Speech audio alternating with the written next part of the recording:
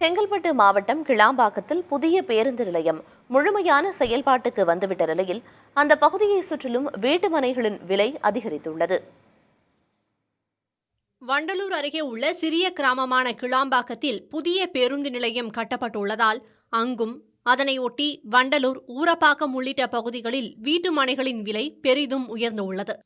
கிளாம்பாக்கத்தில் பேருந்து நிலையம் அமைய போகிறது என்று தெரிந்தவுடனேயே ஒரு சதுர அடி 250 ரூபாயாக இருந்த இடங்கள் 750 ரூபாயாக உயர்ந்தது. பேருந்து நிலையம் வந்த பிறகு தற்போது 3500 முதல் 4000 ரூபாயாக ஒரு சதுர அடியின் நிலத்தின் விலை இருக்கிறது. 5 வருஷத்துக்கு முன்னாடி கிளாம்பாக்கத்துக்கு முன்னாடி 1500 ரூபாய் இருந்த லேண்டு 2000 ரூபாய் அந்த லேண்டு இன்னைக்கு 4000 ரூபாய் ஆயிடுச்சு. அது அப்படியே பாதிக்கு பாதி உயர்வாகிடுச்சு. உண்மையிலேயே பார்த்தீங்கன்னா ஒரு பெரிய இது என்னென்னா, இல்லாதப்பட்டவங்க தான் எப்படியோ வாங்கியிருப்பாங்க. ஒரு 2000 ரூபாய் போது ஒருத்தர் சொத்து வாங்கும்போது வயிற்ற கட்டி வாயை கட்டி நகையை அடகு வச்சு ஏதோ விற்றுக்கிட்டு தான் அது வாங்குவாங்க. ஆனால் அந்த இடம் இன்னைக்கு 2 மடங்காக உயர்ந்தது உண்மையிலேயே அவங்களுக்கெல்லாம் பெரிய மகிழ்ச்சியாக இருக்கும்.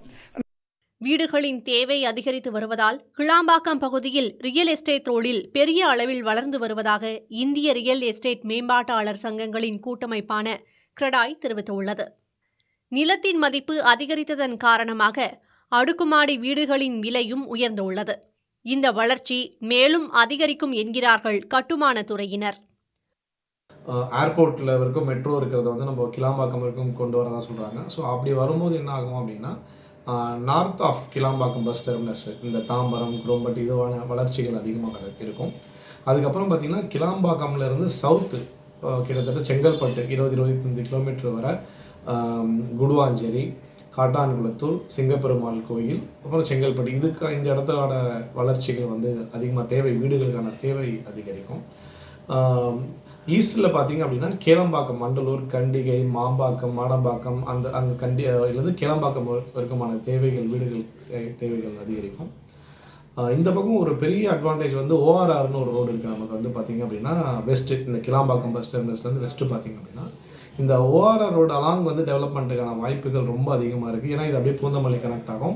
ஃப்யூச்சரில் ஒரு ஏர்போர்ட்டும் வருதுன்றாங்க பரந்தூர் கிட்ட. ஸோ இந்த பக்கம் வெஸ்ட் ஆஃப் க்ரோத்தும் நிறைய இருக்கும். ஆக்சுவலாக கோயம்பேட்டுக்கு பிறகு பூந்தமல்லி வளர்ந்தது போல கிளாம்பாக்கத்தால் செங்கல்பட்டு வரை வளர்ச்சி அதிகம் இருக்கும் என்று கூறும் கட்டுமான துறையினர், இப்பகுதிகளில் மழைநீர் வடிகால் பணிகள் உள்ளிட்ட கட்டமைப்பு வசதிகள் முழுமையடைந்து விட்டால் குடியிருப்புகளுக்கான தேவை மிகவும் அதிகரித்து அசுர வளர்ச்சி ஏற்பட வாய்ப்பு அதிகம் இருக்கும் என்றும் கூறுகிறார்கள்.